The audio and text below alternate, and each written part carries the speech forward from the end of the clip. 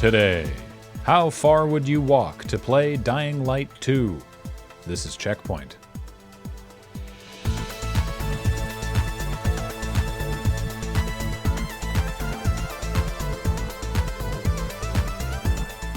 Welcome to CheckPoint, where we figure if Zynga is worth $12 billion, we gotta be good for at least a couple million, right? Oh, easily. But whoever buys us has to take Ian.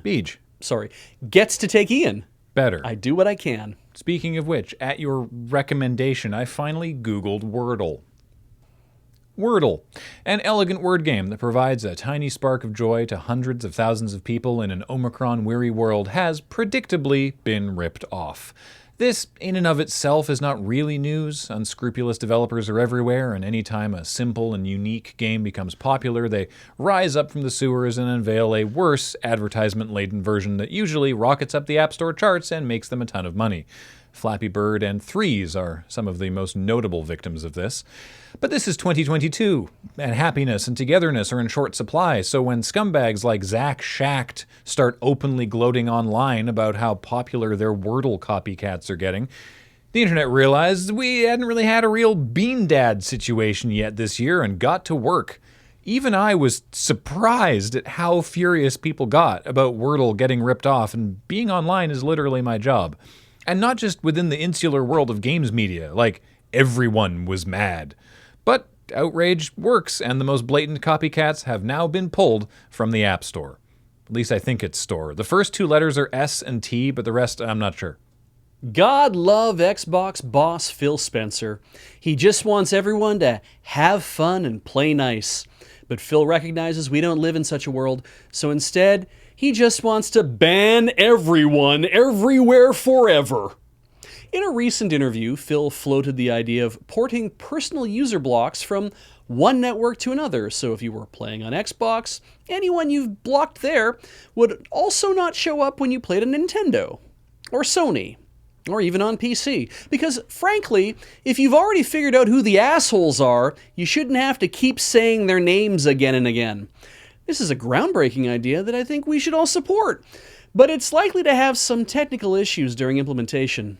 Platform manufacturers can really only look after their own platform solution, and you'll need this solution to be cross-compatible. That scales even worse if you were to instead make it the responsibility of all game developers to recognize and enforce blocks, and then what? Have thousands of developers create a standardized way to share that information with each other? That way leads to madness and 15 competing standards. No, what we need is a single place to report and record blocks that game developers are already familiar with, but in a way that all platform owners can access and verify, perhaps in some sort of ledger. And to keep it from being compromised, we could make it immutable, based on cryptographic hashes. And to help fund the creation and management of such a system, we could issue trophies for these blocks where customers can purchase the exclusive rights to display a link to a single block record on their gamer tag, perhaps to show how many people they've helped to block. And each time you block a new offender, you could buy another receipt of the ban, and it would chain those entries together. We could call it the block list. Call me Xbox Heavy Manufacturing Concern. What does it take to get a member of the Los Angeles Police Department fired for gross dereliction of their duties? If you answered one particularly stubborn togetic, you're right. Officers Luis Lozano and Eric Mitchell were in their squad car in the vicinity of an ongoing robbery at a Macy's in Crenshaw when they received urgent calls from colleagues to provide support. But instead of Pokemon going to help their fellow officers, they Pokemon went to catch some nearby Mons in, as I'm sure you can guess by now, Niantic's Pokemon Go. The officers, who according to court documents were within sight of the Macy's in question and left to do that, claim that loud music in a nearby park meant they couldn't hear their radio properly and simply missed the call for help. But reviewing the car's dash cam footage revealed them chasing down Pokemon. An excerpt reads, After Mitchell apparently caught the Snorlax, exclaiming, quote, "got him," the officers agreed to, quote, "go get the Togetic," and drove off. When their car stopped again, the DICVS recorded Mitchell saying, quote, "don't run away, don't run away," while Lozano described how he, quote, "buried it and ultra-balled the Togetic before announcing, quote, "got him." Mitchell advised he was, quote, "still trying to catch it," adding, "holy crap, man, this thing is fighting the crap out of me." Eventually, Mitchell exclaimed, "Holy crap, finally," apparently in reference to capturing the Togetic, and he remarked, quote, "the guys are gonna be so jealous." The officers have just had their appeal for reinstatement denied. Good! Hands up if you're a fan of classic gaming emulation and also the NSA.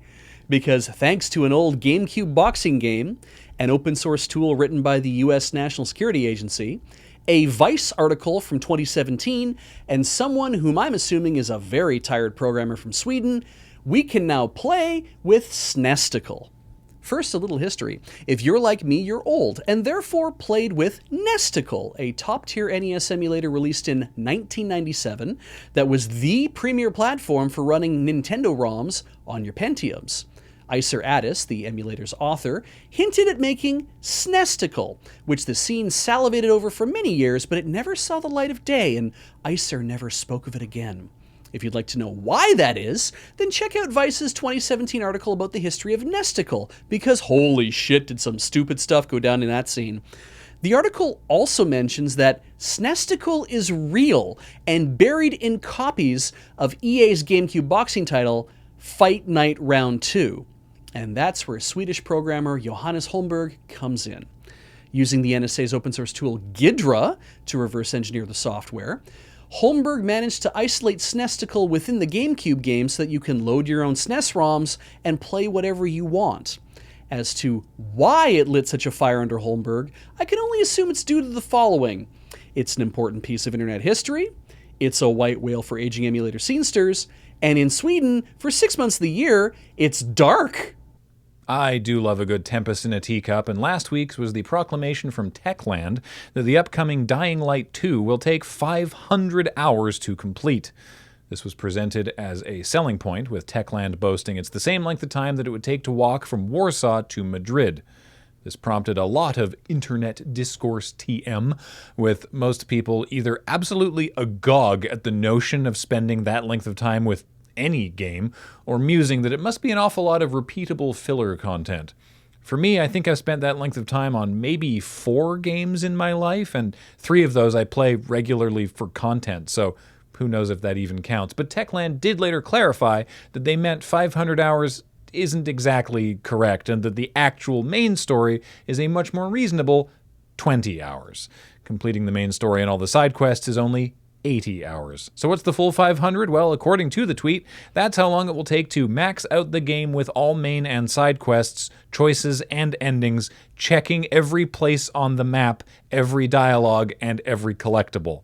And hell, maybe that's your thing. More power to you. Me, I'd much rather walk from Warsaw to Madrid. I could use the exercise and a vacation, though I might alter the route slightly to stock up on Swiss cheese and chocolates before crossing the Pyrenees. Maybe actually just spend a couple days in Switzerland as a mid-walk rest. You know, I've never actually had raclette. What if I just started in Switzerland to save time? But still walk to Madrid?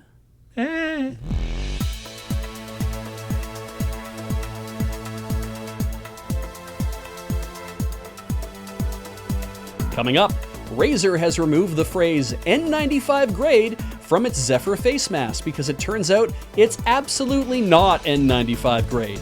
It does still make you look like a cyberpunk ravegoer, which we assume was the point, but if you bought one on the basis of the marketing, it may be tricky to tell if you've caught COVID, as you already have no sense of taste. Because some people are going to be wondering. Yeah. I feel like people are going to be wondering. I did some mental calculations, and the 4 games I've put more than 500 hours into. Yeah. Magic the Gathering. Oh, yeah. And you could assume that just being like even digital Magic, obviously. Yeah. But like, obviously Magic in general. If you include paper Magic, definitely more than 500 hours. Final Fantasy VII. over the years of playing it multiple times. And I mean, I think I might have played the first 5 hours of that game enough to crest the. All right. Because when I was younger, it'd be like just I've started that game so many times. You only had the first disc, so Yeah. And then that's not no. But anyway, and then Destiny, Destiny 1 and 2. Because they're MMOs basically. Today. Hi, we're here now. Goodbye. Oh, Dying Light 2's that game. Yeah. Oh, cool. Yeah. All right. That Xbox story, Yeah. right? Where Phil has this idea, and I legit think that he's got a pretty good idea there because, by and large, So the idea, gamers who are the idea being that if you're a butthole to me on Xbox Live and I block you on Xbox Live, then you are also blocked on my Steam. yeah.